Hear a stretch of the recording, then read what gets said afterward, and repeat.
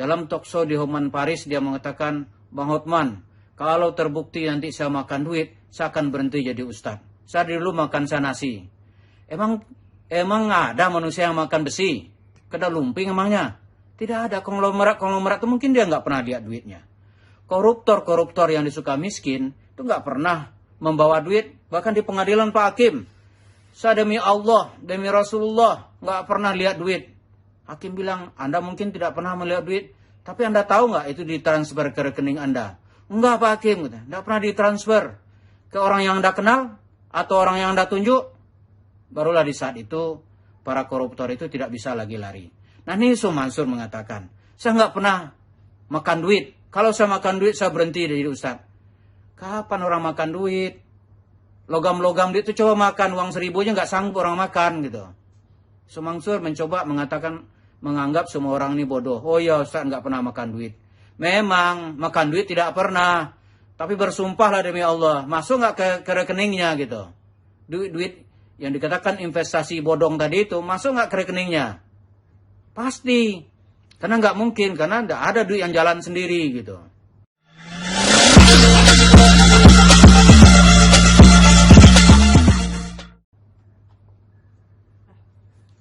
Assalamualaikum warahmatullahi wabarakatuh. Para pemirsa, kami dari Yayasan Pelita 5 Pilar itu menerima pengaduan dari masyarakat yang merasa dirugikan oleh investasi dan cerita-cerita sedekah Yusuf Mansur. Untuk kali ini kita akan membahas itu secara bisnis, usaha-usaha Yusuf Mansur itu tidak mungkin akan sukses. Artinya secara teori apapun yang digagas oleh Yusuf Mansur itu pasti bangkrut karena dia menabrak hukum-hukum ekonomi bisnis. Di dalam berbisnis, seseorang itu harus mematuhi apa yang disebut dengan rumus ekonomi, yaitu efisien, efektif, dan ekonomis.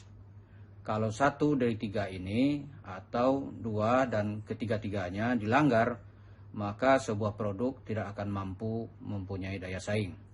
Yusuf Mansur dalam usahanya Paytrend itu senantiasa berkhayal, bercerita, berbual bahwa Paytrendnya sukses dan beruntung. Padahal secara kasat mata, saingan-saingannya seperti OVO, Dana, GoPay itu terus melaju. Secara produksi, Yusuf Mansur itu kos produksinya tinggi. Orang harus membayar terlebih dahulu dengan jumlah bisa 300 ribuan dan lebih. Nanti kalau dikalikan 100 ribuan, 100 ribu orang, bahkan katanya sampai membernya jutaan orang, maka dapat dibayangkan berapa Yusuf Mansur sudah meraup keuntungan. Secara teori yang kita sebut tadi itu, misalnya Anda membayar token listrik melalui GoPay atau OVO, itu semudah membalikkan telapak tangan dan free. Hanya melalui langganan di handphone, di aplikasi, Anda membayar sesuai yang tertulis atau sesuai yang tertera dalam tagihan listrik di rumah atau di kantor. Dalam hitungan menit semuanya sudah selesai, free. Ini bagaimana Yusuf Mansur bisa menyainginya? Di Paytrend itu orang bayar. Kalau bayar, pasti akan terjadi sesuatu. Kos produksinya pasti tinggi. Kalau kos produksi tinggi, tidak mempunyai daya saing. Nilai ekonomisnya dilanggar. Kalau ini yang terjadi, maka sebuah usaha pasti akan bangkrut. Tidak terkecuali usaha yang dirintis oleh Yusuf Mansur yang bernama Paytrend. Tapi Yusuf Mansur tidak mau mengakui fakta ini. Dia terus berbual, membuat narasi-narasi yang menyesatkan, menebar buzzer, memberikan ancaman kepada orang-orang yang mencoba menggugat, mengkritik, dan meluruskan kekeliruannya.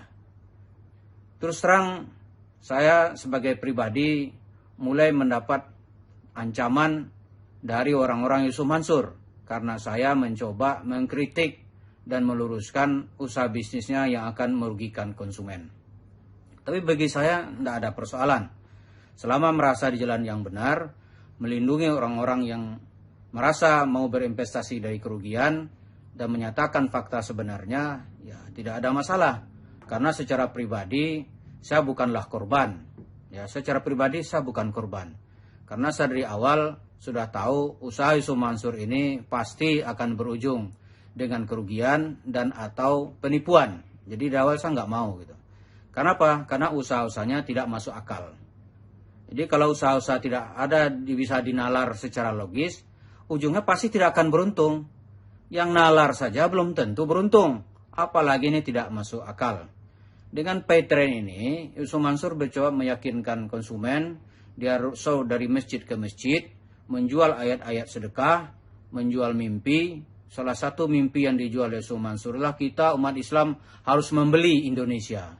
Bagaimana realisasinya? Membeli tanah kah maksudnya? Atau membuat perusahaan besar? Caranya bagaimana? Dia tidak mengurus secara profesional. Misalnya maksudnya itu mungkin membeli tanah. Membeli satu gedung saja di Tamrin itu mahalnya minta ampun. Jangankan itu. Membereskan lahan di hotel City-nya saja sampai sekarang tidak bisa. Hotel yang dia janjikan sebagai transit jamaah umrah, itu tanyalah kepada orang-orang umrah. Pernah transit di situ enggak? Baik dulu, apalagi sekarang. Dan orang-orang yang berinvestasi tentu tidak bisa dikorbankan begitu saja. Kadang-kadang hati kita melihatnya itu dengan risih gitu, dan miris gitu. Dalam talkshow di Hotman Paris dia mengatakan, Bang Hotman, kalau terbukti nanti saya makan duit, saya akan berhenti jadi ustadz. Saya dulu makan sanasi. Emang ada manusia yang makan besi? Kedai lumping emangnya? Tidak ada. Konglomerat itu mungkin dia nggak pernah lihat duitnya. Koruptor yang disuka miskin itu nggak pernah membawa duit, bahkan di pengadilan Pak Hakim, saya demi Allah, demi Rasulullah nggak pernah lihat duit. Hakim bilang, Anda mungkin tidak pernah melihat duit, tapi Anda tahu nggak itu ditransfer ke rekening Anda? Enggak Pak Hakim, nggak pernah ditransfer ke orang yang Anda kenal atau orang yang Anda tunjuk. Barulah di saat itu para koruptor itu tidak bisa lagi lari. Nah ini Yusuf Mansur mengatakan, saya nggak pernah makan duit. Kalau saya makan duit, saya berhenti jadi ustadz. Kapan orang makan duit? Logam-logam dia itu coba makan, uang 1.000 aja nggak sanggup orang makan gitu. Yusuf Mansur mencoba menganggap semua orang ini bodoh. Oh ya ustadz nggak pernah makan duit. Memang makan duit tidak pernah. Tapi bersumpahlah demi Allah, masuk nggak ke rekeningnya gitu. Duit yang dikatakan investasi bodong tadi itu, masuk nggak ke rekeningnya? Pasti. Karena nggak mungkin, karena nggak ada duit yang jalan sendiri gitu. Atau bank mentransfer setelah transfer, kan nggak mungkin. Tahu-tahu sudah berjumlah misalnya ratusan miliar di rekening Yusuf Mansur. Lantas Yusuf Mansur, oh dari mana ini? Ini duit dari Allah. Kan nggak mungkin begitu-begitu. Jadi dalam hidup di dunia ini, khususnya dalam memenuhi kehidupannya, kita bicara dalam soal-soal ekonomi bisnis, ada hukum-hukum ekonomi yang mesti dipenuhi oleh siapapun yang ingin berkecimpung di bidang bisnis. Nggak bisa dibilang bisnis itu kita doa gitu. Lantas Anda berdoa, apa pasti sukses? Saya yakinnya dengan hanya berdoa, Anda tidak mengerti kaedah-kaedah bisnis, ya pasti rugi. Nah sekarang misalnya nih, kita bisnis, itu patungan usaha. Tiap malam Kemis, baca Yasinan, baca surat Al-Kahfi, baca Al-Waqi'ah, baca Al-Mulk. Walaupun 1.000 kali, tapi tidak diurus secara profesional, pasti rugi. Itu nggak perlu kita cerita, oh Al-Quran, hadis, nggak perlu pakai Al-Quran, nggak perlu pakai hadis. Itulah rumus kehidupan yang sudah disepakati sejak dulu sampai sekarang.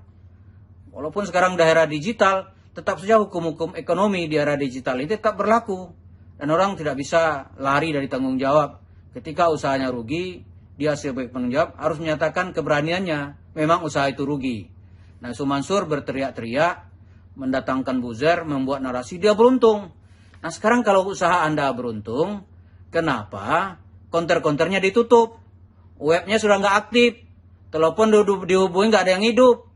Mesti kalau beruntung, ditawarkan ke banyak nasabah lagi, dan di-share profitnya. Seperti kita berinvestasi di pasar modal, di Bursa Efek Indonesia, katakanlah begitu. Membeli saham. Katakanlah yang kita beli saham sebuah bank. Bank itu kalau beruntung, itu di grafiknya ada untungnya berapa. Kalau akhir tahun pembukuan tidak diberikan, dia memberikan penjelasan. Dan kalau untungnya banyak, itu diberi kepada pemegang saham dengan secara logis.